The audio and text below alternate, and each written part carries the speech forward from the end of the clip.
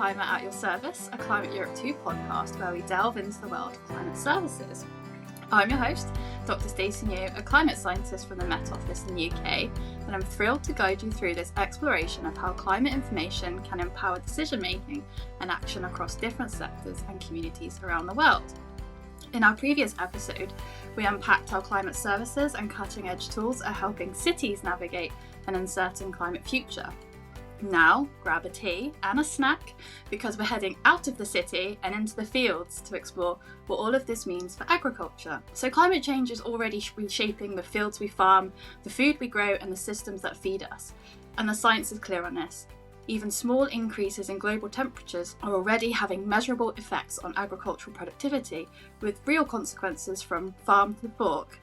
And it's not only the climate that itself that is changing. Warmer conditions are also accelerating the spread of pests and diseases, and we'll touch on this a little bit today.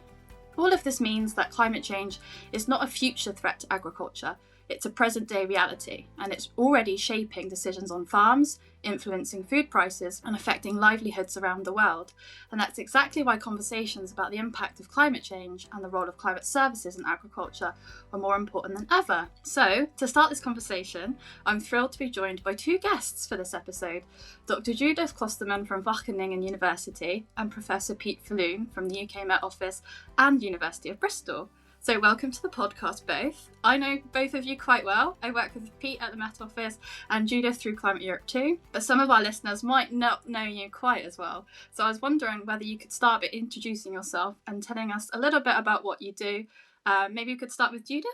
Yeah, thanks. Yes, so my name is Judith Klostermann. I'm working in the Netherlands at Wageningen University and Research.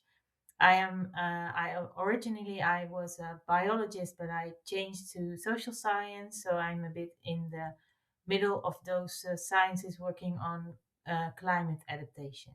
Yeah, hello, good morning. I'm Pete Falloon. So as you mentioned, Stacey, my role at the Met Office is as science lead for food security. So this involves sort of overseeing the science both on the UK domestic front and internationally.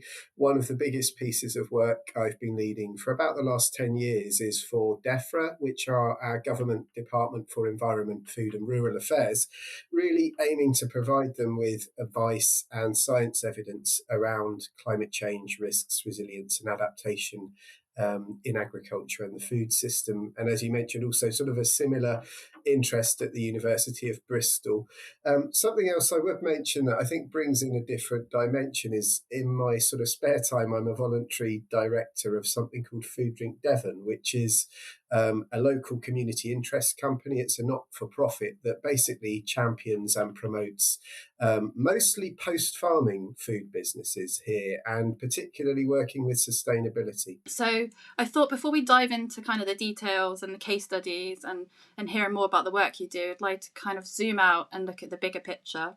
So climate services and agriculture are wide-ranging. So just one project I work on ranges from co-developing seasonal forecasts to looking at pests to looking at long-term scenario planning. So it's three different things in just one small project. So I wondered, for my first question, I wanted you to kind of touch on what you think the major challenges for agricultural sector is right now and where you see kind of climate services having the strongest impact. Yeah, sure. Thank you. I mean, it's a really interesting one for the UK. Certainly, we have seen some really marked extreme events in recent years. And just to mention a few, really, the 2022 heat wave, where we saw record-breaking temperatures over 40 degrees for the first time on record in the UK, led to we think several million premature poultry deaths. So poultry, birds, chickens that were in housing, but also some deaths in transport and other impacts. I should say also the impacts are quite mixed, actually, for various reasons. Wheat did fairly well. We've also seen in 2024 a very wet winter, which led to, in the preceding year, which basically led to something like about a fifth lower wheat production overall, which probably mounts up overall to something like £1 billion cost to the economy. And we've had a relatively dry period until recently. Actually, it's been a very, very wet spring now, but actually before that we had quite a long dry summer and 2025, which had impacts on things like hay yields. So there can be really big impacts. It can be the ability of farmers to get on the land, for example, 2024, and plant crops. It can be the impacts of the weather on the crops, or the grass yields, or on the livestock themselves. Thanks, Pete. Yeah, that's a really good point about the kind of the swings and roundabouts. If for some crops it might be slightly advantageous, for others you're seeing kind of that detrimental effect of droughts or too much rainfall. So yeah, it's a really good point to kind of raise that. I wonder if Judith, you had anything to add kind of on the climate services element, maybe where you see kind of climate services having the strongest impact. Well, I think that for the agriculture has been optimized for a certain climate. And the further you optimize, the tighter everything becomes. If the focus is totally on the economic side, on productivity, on efficiency, then all the air is sucked out of the system. And then if something happens, immediately the costs are very high or the damages are high. So yeah, what you see in the Netherlands is mostly that there is a revision of agriculture towards more extensive instead of more intensive agriculture. You can imagine that if there are more climate extremes, one year is very wet, as Pete said, and one year is very dry. If you have a different lands in your farm, higher grounds, lower grounds, then one year the hay will be to head here, and the other year it will be to head there. And if there is no margin in your system, that makes you less climate adaptive. So that is one of the roads that are investigated. So how can you make a farm more resilient to all these extremes? Yeah, absolutely. Actually, I was also going to say something about the different nature of kind of climate services, or even to weather and climate services in this space. And actually, as part of some of that strand of work that you mentioned, which is work with the Met Office's academic partnership. So we have a formal partnership with 8 UK universities, but also linking with some of the government departments and funders. We've been trying to work in a more interdisciplinary and a more sort of cross-sector way to understand what the impacts of climate extremes might be on the UK food supply chain and the food system. Partly because I think, as you were hinting at, we have fairly strong, I think fairly strong knowledge on what the impacts of extremes might be on agriculture. It's once you get away from that environment, it's much harder to understand once the food goes on its journey, which might not be linear as I'm about to describe it, but it involves things like transport, storage, processing, packaging, through to the retail environment, through to the consumer, disposal and reuse, so on and so forth. That environment is much less well understood in terms of what those impacts might be, and I think largely there isn't really science in the depth that we've looked at, say, heat stress impacts on crops or crop yield modelling. It's also kind of worth mentioning, I think, here that we might be thinking, of different kinds of climate services. We might be thinking in terms of the kinds of advice they provide, but also where they sit across space and time. So I think personally, there could be more targeted use of near-term weather forecasts that are tailored to farmers, because that will keep them aware of the near-term risk, but also, more aware and thinking of the weather in their longer-term, thinking and planning. But also there is potential in some regions of the world and some seasons for using longer range forecasts. And I know there are some European projects looking at that as well, seasonal forecasts, decadal forecasts, for things where the skill is enough to predict what crops you might want to plant in the season ahead, or land management decisions slightly further ahead, thinking about the kinds of crops we might breed. If we knew for the coming decade really confidently what the climate conditions would look like, it often takes quite a long time to get a design, if you like, a specification of a crop out into the field through all the processes that are involved, at least in the UK, to get them into farmers' fields. And then right at the other end of the scale, we might be using long-term big sets of climate model simulations to look at things like the global and international risks of imports and breadbasket failures and things like this.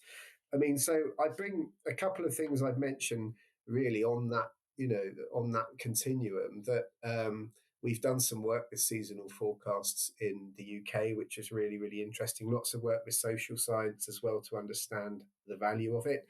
The work I mentioned for DEFRA really only sits at the space of where we provide science advice to DEFRA for policy. So there remains a question about how you take that into the industry, which we are working on with partners in the space as well and thinking about.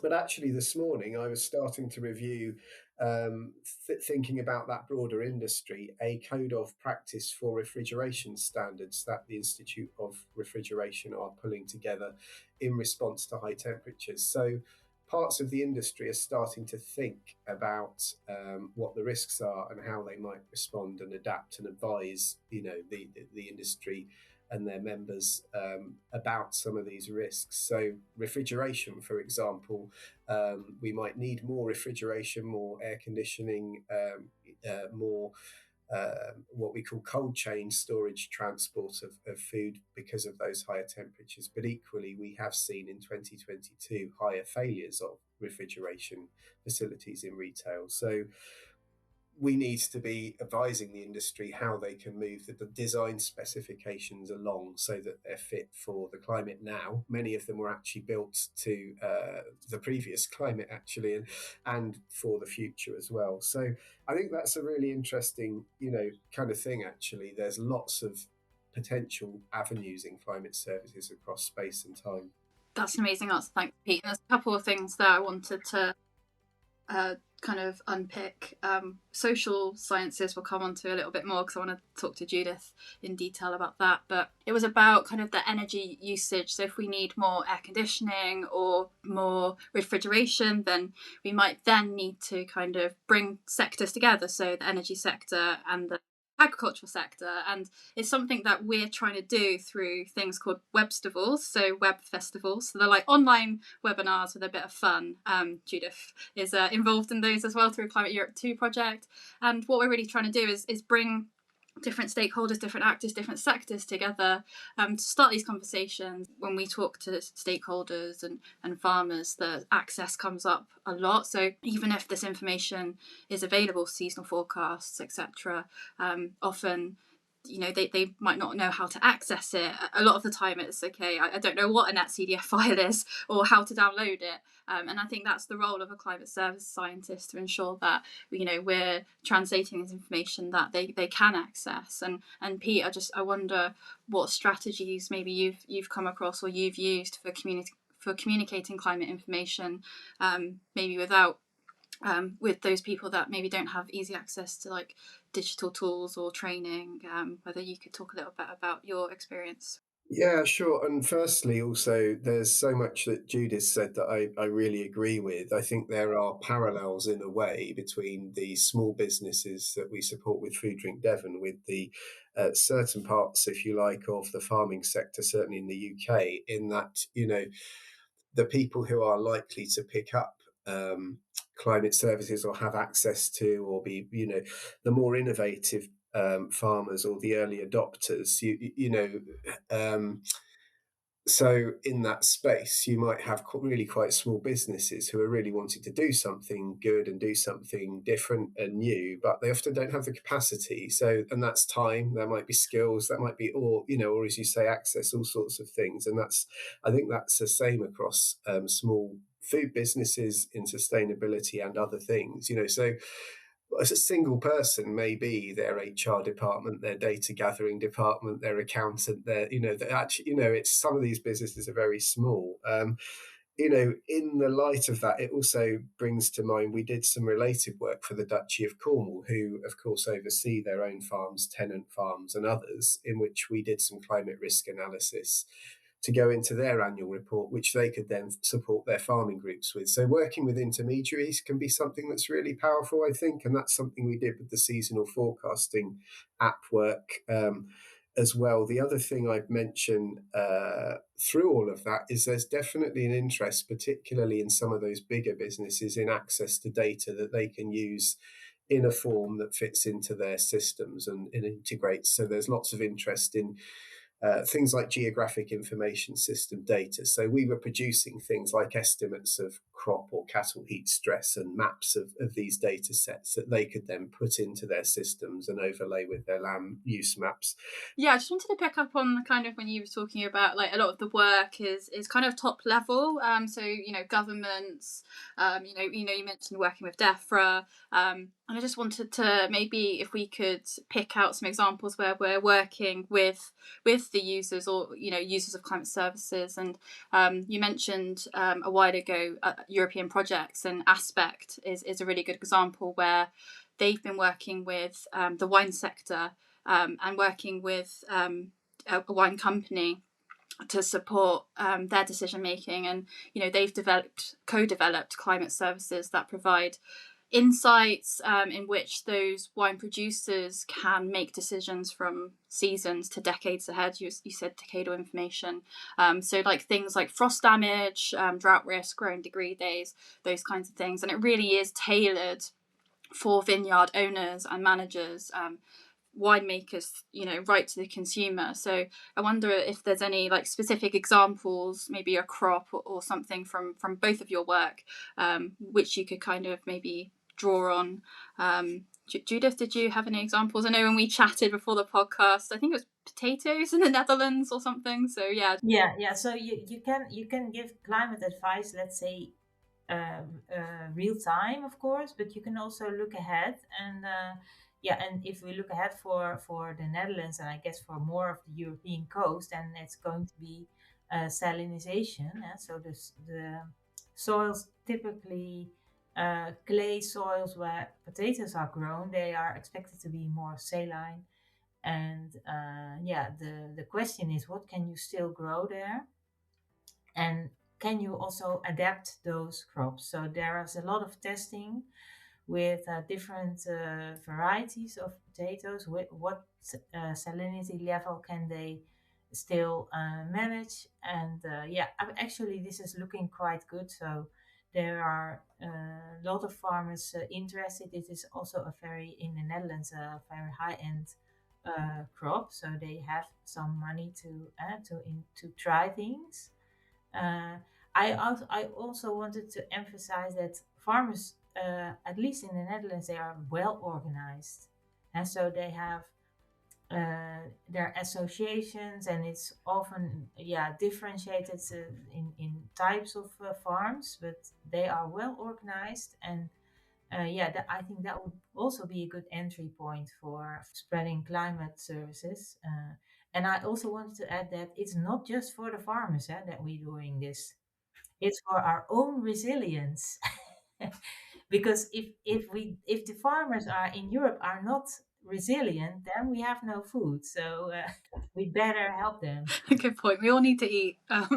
Pete, did you have anything you wanted to add? Yeah, I mean, because of the slightly broad brush nature of what we're doing recently, I wouldn't say we've worked specifically with, more on the ground decision making with farmers. One thing I will mention, I mentioned a bit about sort of crops for the future, is another strand or a related strand of the work we do for DEFRA is with DEFRA's crop genetic improvement network. So this is a network of 5 different crop genetic improvement networks for different crop types. The aim of which really, I think historically, it's fair to say, has obviously been about improving yield and quality and resistance to diseases and so on and so forth. And by partnering with those networks, we're basically trying to bring climate intelligence into what we call profiles of the future crops. So, which effectively is like a design specification for a crop. It might be, we need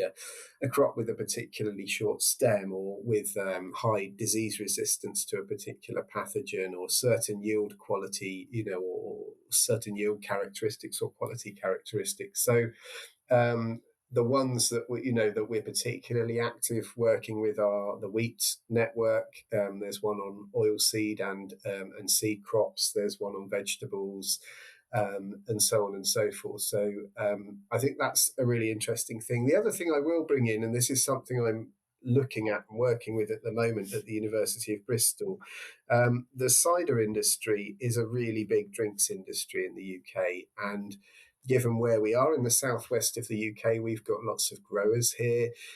Colleagues at Bristol are deep experts in the genetic side and the biology of crops, and have done some really interesting work trying to understand the origins and characteristics of some of these cider apples. So in a lot of orchards, you will find, actually, because the trees stay around quite a while, particularly the smaller orchards, you don't know actually what the origin, if you like, the progeny, the life history of that tree was. So actually, they're doing a lot of genotyping, taking leaf samples to look at the genetic characteristics and make some links there. And the importance is that actually, because cider trees are made from a rootstock, you have a root, and then you have a material grafted onto it.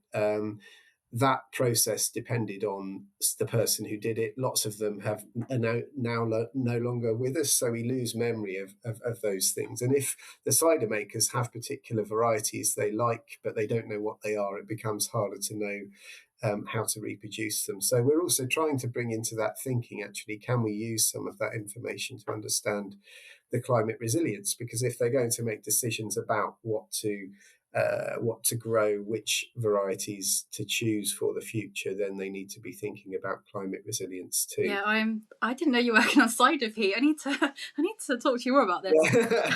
I'm from Devon, so I am a cider drinker, and that is a very bespoke reference to a song by the Wurzels.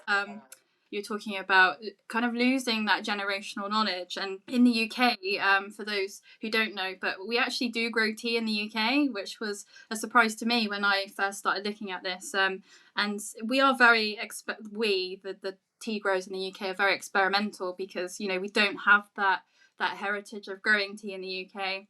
And so a lot of what the farmers are doing are taking knowledge and giving knowledge back to our Chinese collaborators. So obviously they've got a rich cultural heritage in growing tea. And so what kind of my role is to kind of learn everything I can from our collaborators and share that knowledge. And again, bring the knowledge from that experimental nature that we're doing in the UK and sharing that with our Chinese tea farmers. And what we're seeing is this like kind of cultural cross-knowledge, generational exchange of information, which both kind of sides are finding so valuable. So that's like a little piece of work that I'm involved with. That's quite exciting. One thing I wanted to kind of trace back on was the mention of social science, and that's something that we're doing quite a lot in the Tea Project, is exploring the use of social science. And obviously in climate services, a lot of what we're doing is engaging with farmers directly. And in Climate Europe too, we often talk about how climate services aren't just those technical products. We're actually talking to the people and co-developing them with the people that are using them. And that's where kind of these different sciences come into play. So social scientists helping us understand how farmers make those decisions. Trust is really important, how we build trust. From your experience, Judith, I wonder how bringing those different disciplines together, so climate scientists, local community social scientists in particular, how bringing those together can strengthen climate services and maybe improve the uptake of climate services in the agricultural sector. I wonder if you could talk a little bit about your experience with social sciences. Good question. I think that in my experience, it's mostly bridging the gap in the cultures, and because people are from the technical world, they are all engaged with their work, and they think everybody let's say, knows how to program in Python, but very few people actually do in Europe. And yeah, so there's that end of the climate services community where people are very engaged, but not adapted to the very different language of the people they are trying to talk to. Yeah, and so yeah, make people aware of those that cultural differences exist at all. Yeah, there is really a bridge to build, and in my experience, it's also you have to look for the people who are in between, because there are people who build that bridge. And there are people who are a little bit from both worlds. And yeah, the bridge is built from other people usually. Yeah, that's a great answer. I like to think of, the kind of bridging the gap is what we often talk about in climate services. If you Google climate services, like bridging the gap will probably come up. And I've done lots of workshops where we've had kind of the visual where there's a cliff, and then the climate services scientists are trying to create that bridge to bring those different communities and networks together. So yeah, I really like that analogy. I don't know, Pete, in your work, how much kind of has social science shaped what you do? And the role of social science and nature of advice. And I think the other thing I'd say, given bridging those gaps, sometimes advice to farming industry, it might start, or a farmer, at just the conversation that for the UK, this is a bit of a standard headline from our projections, but warmer, wetter winters, hotter, drier summers, more extreme events, and then kind of that being a starting point on a journey to see where you go. But the social sciences have been really incredibly valuable, and actually what that background in a slightly more interdisciplinary, even if it was a physical interdisciplinary environmental science background, brought me was the interest and the passion for that way of working. So the seasonal forecast I mentioned worked really closely with some great social scientists at the University of Leeds. And so they, along with some of our Met Office staff, were going out to the farmers' table and interviewing them. We had interviews like that. We had surveys ranging from everything about kind of where they got their weather and climate services. Some of them had 5 apps on their phone, and we're using those as a small ensemble, as we call it, to what they would want from these services, how they want them presented, the value they saw in them, the decisions they were getting. Really interesting to me was their perception and understanding of the forecast, which with seasonal forecasts isn't actually easy. And we found certainly in the early rounds, they really didn't get the messages, at least, maybe around half of them, if I remember right. So it told us that we had work to do on that translational journey. But also, as you mentioned, Stacey, this wider food chain work we've been doing, around climate extremes. We've used lots of sort of social science techniques there, and surveys and things like that, and workshops, and different ways of gathering information, which has been incredibly helpful, not just in shaping how we approach getting those, if you like, answers and the understanding from people, but the kind of understanding we're trying to get. So it being more qualitative in nature, where we don't have quantitative detailed modelling studies and so on, which is still very valuable. It might be, say, for example, this is some work I'm analysing at the moment, but from some of that work, it might be understanding on a scale of important or not important, how much do particular climate extremes like heat waves matter to different food chain activities. And that's really valuable, because it helps us understand what people in the sector, in the industry, in government, and the academics think about some of these risks and challenges. And I think back to my dad in the butcher shop, and kind of in the winter, I grew up in Kent, we had proper cold winters. Snow was not uncommon back, which is showing my age probably, because the climate's changed. But the turkeys at Christmas would have been stored in a cold room outside, but not for certain periods, but certainly not necessarily refrigerated all the time, because they didn't need to. It makes you think of the value of climate services, weather and climate information, because I'm fairly sure people don't get away with that kind of thing now. I think that we have been talking about explaining better, right? But we also can learn more. For every crop or a type of food, different aspects of the climate are important. Different moments in the season So yeah, is the crop more sensitive to mold, or is it sensitive to frost? And often it is just 2 weeks that is really sensitive to frost. And which weeks are these? So I think that this is also a very important aspect of engaging with the farmers and with the different types of farming, because the climate scientists can learn so much about which climate variables, uh, in what kind of time frame should it be. In wine growing, for example, I believe that before a plant produces a good amount of grapes, it's 10 years. And so they have to think 10 years ahead from now.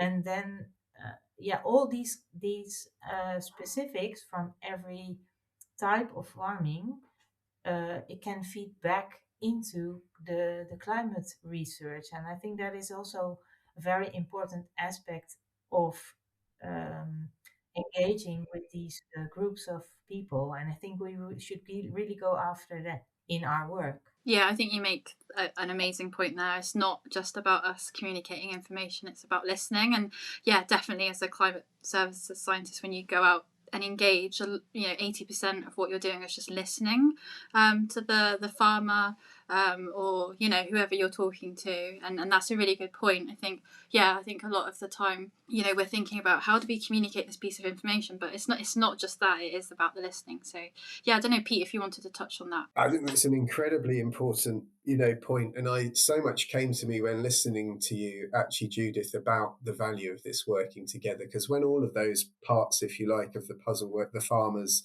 the agricultural experts, the climate scientists, work together, I think also we all learn something different, and we all learn something new, if you like, in that strange alchemy that happens. It's also kind of true, and there's that broader view. So the farmers learn about climate, we learn more about farming, and and all of those interfaces. But I think I'm also reflecting about scientists, in that we find, say, for the example, with crop scientists, you might find we end up working with a crop geneticist who has a particular focus on a particular trait of a crop or a particular resistance. But actually then, as a community, and this is something we certainly found, Stacey, in those workshops we discussed, that there emerges this broader view of things and a broader understanding across all of that space, which is really amazing and so important. The other thing I've mentioned, I think that Judith was really pointing towards sort of the two-way feedbacks between climate services and their users, but also the core climate science. So the people doing climate services work can obviously learn more about the sector and the problem, and vice versa with the farmers, but also we have a role to play in taking that knowledge back to inform the development of the climate models, the weather models themselves. So for example, if we learn that a particular time of the year in the UK is particularly sensitive, and there's a particular climate variable, maybe it is, I don't know, a winter planting period, and we really need, or an autumn planting or period or something, and we need really good estimates of rainfall during that period, and they're not there at the moment, we can actually feed that back into the process that develops those weather and climate models. So hopefully the whole thing evolves in a forward way. I'm going to be completely honest and say I think we're far better at the learning from the climate services work, applying those climate projections and data into the industry and the links between those two, than we are at taking it back into into the fundamental science, particularly when it comes to gathering some of that detailed understanding. I don't think it's easy. I want to add, Stacey, if I may, that let's say Wageningen, we developed a very interesting tool for African farmers, where we actually, in one app, we combine what the science says and what the other farmers say. So there are a lot of farmers sharing this app, and they can enter their decision about uh, sowing or irrigating or whatever they have to decide. And so the farmers can switch between those screens and see what the science says and what the other farmers make of it. And then these data are again used by the scientists to improve the tool. So yeah, we have covered a lot today, from kind of social sciences, networks, co-development, cross-knowledge exchange, I think is something that's come up quite a lot. Before I end the podcast, is there anything else you'd like to kind of talk about or raise before I finish? Judith? Yeah, I had one more thing that across Europe, farmers can also learn a lot from each other, because the climate zones are moving northward, and I think there are also some European projects already working on this, where farmers visit each other from north to south and back, to see what's there to learn from the farming practices in other climatic zones of Europe, to as a way to look ahead. I think that's a really interesting road to go as well. Yeah, really quick one that links to that. All of that I think is really important in the UK. Like many nations, we import, I don't know, roughly half the food we consume. It depends on the season and the crops. So with the work for DEFRA, we've been looking individually at some of the regions that are particularly important, say Spain for, Morocco, Italy for various fruit and vegetables. The thing that it actually links back to some of the start of the conversation about shocks to those regions, and what Judith said about those, the global nature of the food system. And another question we're trying to ask actually is that might some, so if you get tomatoes from 3 regions, or you could potentially now, is it feasible, or what's the feasibility of those events all being hit by a shock at the same time? But at the same time, I completely agree. There's clearly lots to learn about across different farming zones, and using what we call climate analogues. So given that the future of the UK climate will look different, what does, where in the future will look like the UK's climate? Or given that the future of the UK will look different, which regions are still growing crops relevant to our diets and so on now? So really exciting times, I think. Great, thank you both. So a huge thank you to Judith and Pete joining us today and sharing such valuable perspectives. And thank you to you, our listeners, for tuning in to this episode of the Climate Europe 2 podcast. Links will be in the episode description or by email at infoclimateeurope2@bsc.es. So until next time, stay informed, stay engaged, and remember to subscribe for more conversations on climate services.